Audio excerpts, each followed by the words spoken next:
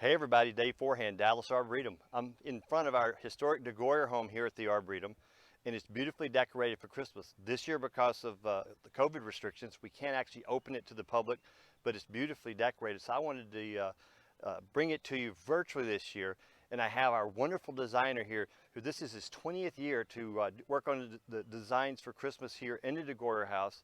It's Michael Hamilton. He's owns the shop called La Fufura in Plano. Famous Christmas shop, and he's just a fabulous designer. He's done so many wonderful things here. He's going to give you a tour of the house and help interpret all the decorations for you this year.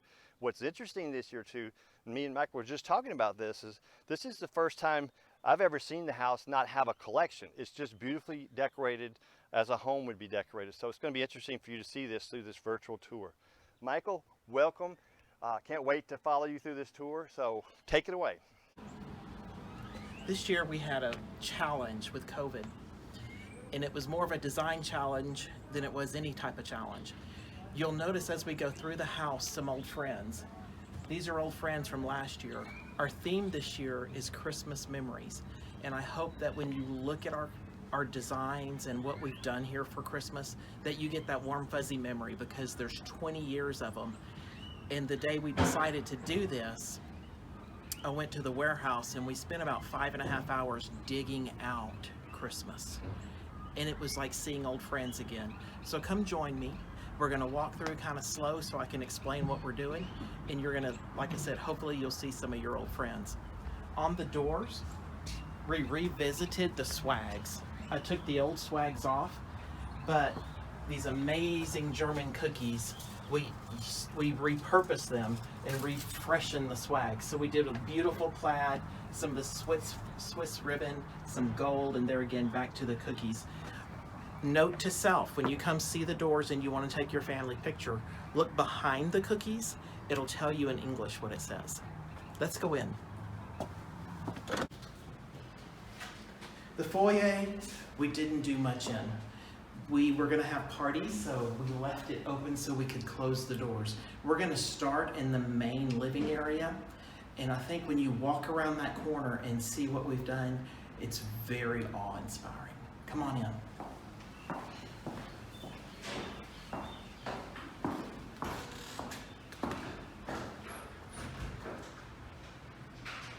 This is one of my favorite rooms of the house. We decided to use a Nutcracker theme in here. The year we did Nutcracker was 2017, and it was one of my favorite. I was so inspired by it, I wanted to revisit Nutcrackers. This is not Nutcracker Sweet, but it is Nutcrackers. I didn't count the Nutcrackers in here. Someone asked me that if I had counted them, and I did not, but I know there's a boatload of them. We set this main table with our desserts. There again, you'll notice these are old friends. They showed back up. Well preserved, and they kept them so well, and thank you for packing them so well, Arboretum. You did a great job. The new items in this are the candelabra. This is an old piece from the 70s. There's 19 of them in here. Out of the 19, we placed 3 here, and the rest are on the mantle and throughout the room. These are the little candelabras that people would put in their windows. I thought it was interesting with a soft light and a great way to bring in more of a memory to this room and to what we did in here with the Nutcrackers. We have our traditional 12-foot tree, and I wired Nutcrackers onto it. This is a great tip. If you have a collection or some that are maybe older or beat up, or maybe a hand's missing, or maybe the hat's a little askew, or the face isn't great, you can take and just wire them into your Christmas tree. You can see here where I did it on his arm. You just take those fingers, bend them around, tie him on there, and he's in there really good. The rest of the tree is festooned with German accent pieces because, of course, Nutcrackers are German, and we are still in our German village outside. Beautiful plaid ribbons, glass Nutcrackers, wooden Nutcrackers, large hand-painted pieces. The top, again, we do a lot of berries, a lot of pine cones, poinsettias, beautiful floral. I mean, we are at the Arboretum, so we should have floral. The mantle is lit, as I spoke of, with the candelabras that you would place in your windows. On the corners, we festooned with 1, and then the center I accented with 3. This not only makes a strong focal in the room because it is so large. Note to self, I use an 8-foot ladder to decorate this. That's how tall that is. I'm 5'8", but this guy is big. I mean, you can see me standing beside it. Even the nutcracker's on a grand scale. These were the extra nutcrackers that we have used throughout the years. We brought them in to stand guard at the fireplace. On top of the fireplace is another large collection of big nutcrackers and small nutcrackers. The candlelight works as a spotlight for this. That's why this looks so well, because you can actually see the nutcrackers' faces, which makes it much more interesting. It accents the room, and as you walk in, your eye just immediately goes up and you feel just the glory of the room. This side, I did a little patriotic stand. We found a lot of them that had the Americana feel to them. And also in the library, I found an Abe book about America, so we went ahead and brought that in here as well, and just kind of tied it together with Abraham Lincoln back here. I thought it was kind of fun and different. We're going to walk around and go probably to the library. This house is equipped with this beautiful, beautiful library. My house would fit in the library twice. That's how big this room is. So think about it when we walk into this room and you see a 15-foot tree with angels that come to about my nose when they're standing on the ground. You'll realize just how impactful this tree is and how big it is. So let's walk in there and look at it.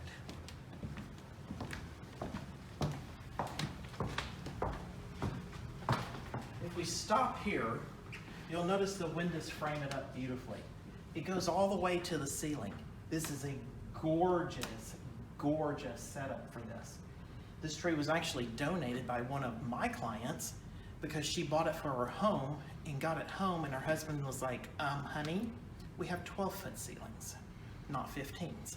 So, ironically, we inherited it very quickly, and I placed it right there. I knew immediately where that tree was gonna live. But this year, we've never done the library in white and gold. It's kind of a dark, heavier room, so I thought, let's lighten it up. What do we have that's white and gold? As we were digging and digging and digging, angels. We had a ton of angels.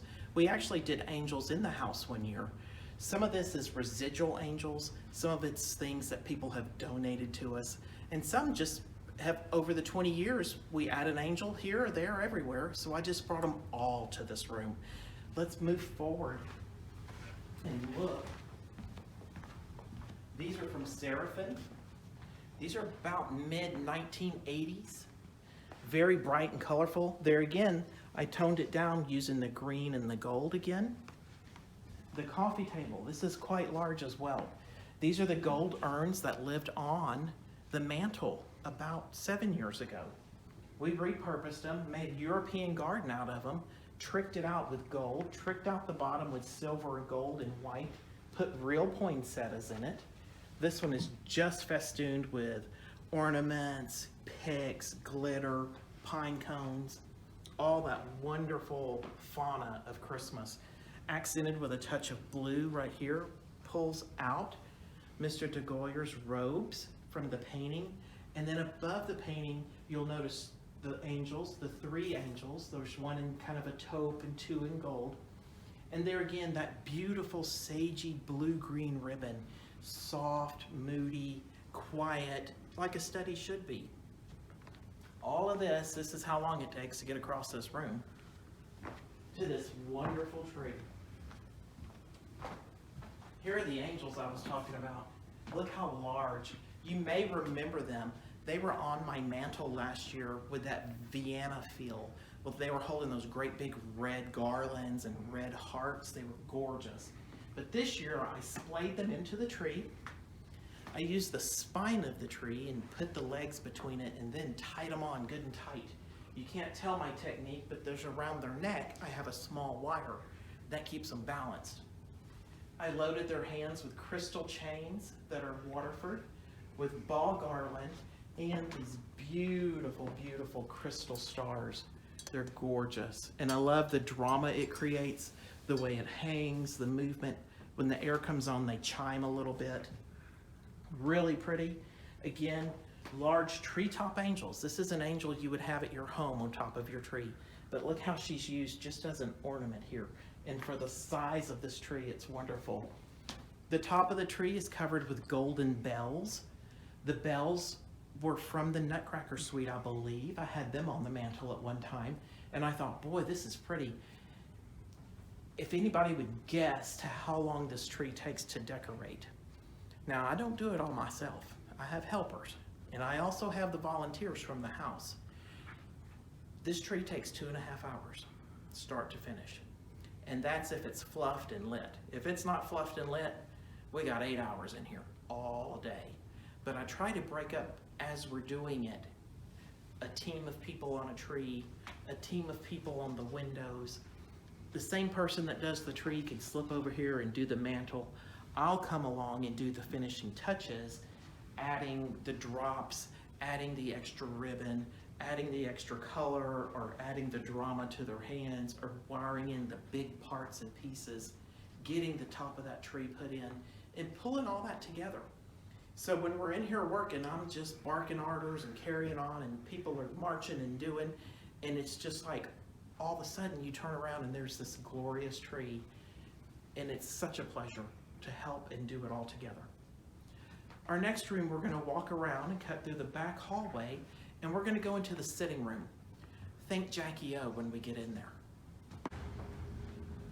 We're in the sitting room, going to the master bedroom. The walls are kind of a celadon green. That's a true color of this room. This is a beautiful chair that's in the same color. You would think, Michael, go green, but I didn't.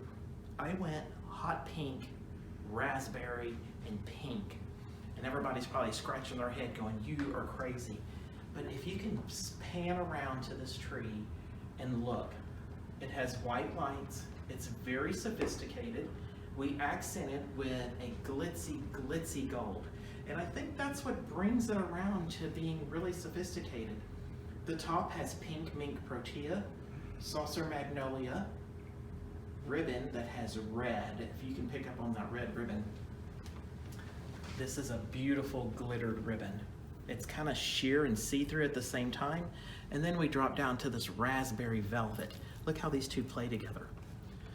In different light in this room, this ball is actually an orangey red, but when we've combined it with bubblegum pink, gold, and burgundy, it becomes the superstar of the tree, I think, because it gives us that depth to it. Again, more gold, pink packages, fun, fun, fun. This is a slim tree. She's only 10 feet tall. I like her in this corner. I've placed her other places in this room, and she just doesn't sing as well as she does in this corner. And I love how this young maiden is always smiling when we're doing her tree for her. I just love that part. The mantle in this room, yes, it has a fireplace. This has always been, to me, a stepchild. This room gets a lot of collections. We take everything out of these beautiful art niches and we load them up. And it almost becomes so much stuff in here you can't see it or enjoy it. Again, devoid of a collection, we're seeing a house that could be done more like your home could be done. More of, I can accomplish this. This is a 9-foot garland, not a big one either. It's only about a 9-inch wide by 9 feet long. It has 100 lights in it. There's not a whole lot to it, and I'm going to give you a trick of what I did to it. To build this and to make it as lush as it is, I went and took a piece of styrofoam about 2 feet long, just the green floral foam. It's underneath everything. And then we went out into the backyard and found 2 bricks, put the bricks on the styrofoam to anchor it. And then I could build the mantle as I would build a floral arrangement. My centerpiece is the ball, that ball styrofoam that's seated, and then the dogwood, the berry branch, the silver branches, all that German glitter silver coming through it.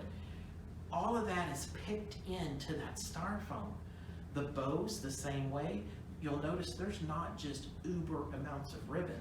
It's just 2 little thin bows popped in here on the edges of that ball. Again, providing movement and giving that beautiful cascade. Gorgeous crystal icicles hanging. Absolutely, this is probably one of my favorite mantles. I love the mantle in the main room, but for a true room that's, you know, somewhere I could live, a room that's the size of my house, this is so awe-inspiring to me to come in and see it. It's beautiful. The coffee table we accented with a velvet deer. I thought he was fun. I couldn't pass him up. And then a new gold tree and a little hot pink tree. Again, sparkle, luster, dull, all of that mixed together creates this beautiful warm combination of pinks and golds. This is the sitting room, as I said, of the master bedroom. The master bedroom tree, again, has always presented some challenges because sometimes we have it to needing to be replaced. Sometimes it needs new lights. Sometimes it just puts so much big stuff on it breaks. So this year I thought, you know, it's my 20th year and I want to make a tree that celebrates that. So we dug and dug and dug in that warehouse and I found some stuff I think you're gonna like. So come look at this. Being my 20th year, the tree was inspired by nothing else than champagne. What better way to celebrate 20 years of being involved with a wonderful institute as the Arboretum than to celebrate with champagne. This is my champagne tree. I have a friend that, she's a very dear friend, and she works for a champagne company, and she generously donated a bottle of champagne, plus all these mini bottles. Yes, that is a true bottle. That's a live bottle of champagne on this tree. We have them in the blush tone and in the gold tone. The tree at the top has beautiful wreaths that are silver. These were bright silver when we got them, and I didn't like it very much, so we just took a little can of gold spray paint and just lightly airbrushed over them to tone them down. It kind of gives me the inspiration of the bubbly at the top of the tree, the foam coming up. Beautiful gray, because I love shades of gray. Beautiful houndstooth. I thought it was fairly masculine looking with the gold on it. And then platinum, gold, different accents all throughout, touches of deep, rich blue, apple green. These are all my favorite colors. The tree has magnolia on it. It has huge glitzy tassels to make it more festive, and the champagne, which I just think is wonderful. The house provided us with these beautiful champagne goblets. And you might be looking at this and going, Michael, that's really not what I would drink champagne out of. You have to think of the age of this house. This is from the 40s or the 50s. Champagne flutes weren't invented until after that, so the bubbles could rise. But if you watch any, like Lucy or Desi, any of that I Love Lucy, they have these as well. Kind of fun. The silver tray is from the linen closet as well, and so is the champagne bucket. I put a little fluff in here just to make it look like it was frothy snow. But again, this is my tree. We're in the pub room. This is the room behind the dining room. This is that dark room. It's very English oak, has great beams, blue and white china. It has a medallion on the wall, I believe that's from the 1700s. Huge inspiration. This room reminds me of coming into a La Madeleine's. Kind of dark, cozy, and warm. Beautiful brick floor. I wanted to do something different in here. We've done the white tree in here in years past. This was one of my favorite trees when we did Nutcracker as well. It was the Spanish dance. It had the fans on it. And we brought those fans back from Spain. It was beautiful. But this year I was inspired with this white tree in black and white, and just think if we had a Santa Claus collection in here, what that would look like. It would be gorgeous with this. Black and white checker, you can't go wrong with. Mackenzie Child knows this. Everyone that collects Mackenzie Child knows this. This is not Mackenzie Child ribbon, by the way. It's just a beautiful black with a red velvet tie over the front. There's an actual black ribbon on this tree. There's beautiful white balls, beautiful candy apple red birds, because I love red birds. They remind me of my grandmother. The top of the tree is the beautiful red gooey berries that just, oh, they're evocative of Christmas, I think.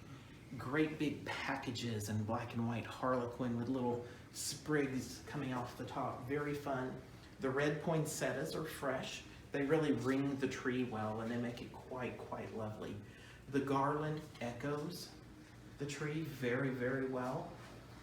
All this glitter and spiky stuff coming through it. This red satin, red gloss, beautiful pick with the black and white and gold.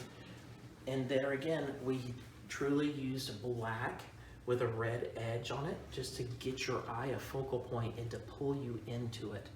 Again, these wonderful big red gooey berries.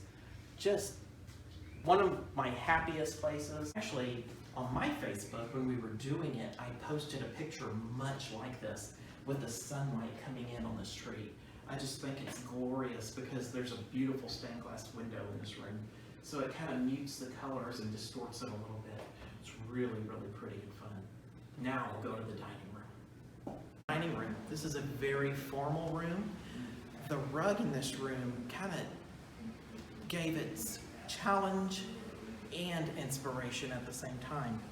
If you'll notice on the floor, this acanthus leaf, it's kind of done in a beautiful peach with some green, maybe some pink, and a little accent of burgundy and red.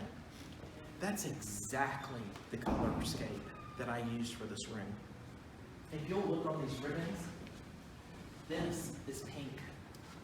Again, it's not as pink as the pink in the sitting room, but it is pink. And again, this luster ball. But then we came back with bright red, gold, another pink, fruit, the Delarobia, because we are in the dining room. I get excited about all this. The ribbons are bright red on the outside edge. Come around again, pinks, golds. You'll notice how we always will be heavier in the middle and then trail out so your eye moves along. Just like in the garden, you're gonna have a big heavy tree, azaleas around it, pansies, hyacinths, something like that. So it always grows up. So you're always heaviest in the middle. The dining table, this is a real pretty, it's big, but it's real pretty. A lot of red in this. I kept it more solid. I can't even imagine getting to come in here and sit down for dinner. We would of course take this off and have fresh flowers for you if we did that. The tree, it's in this lovely band shell.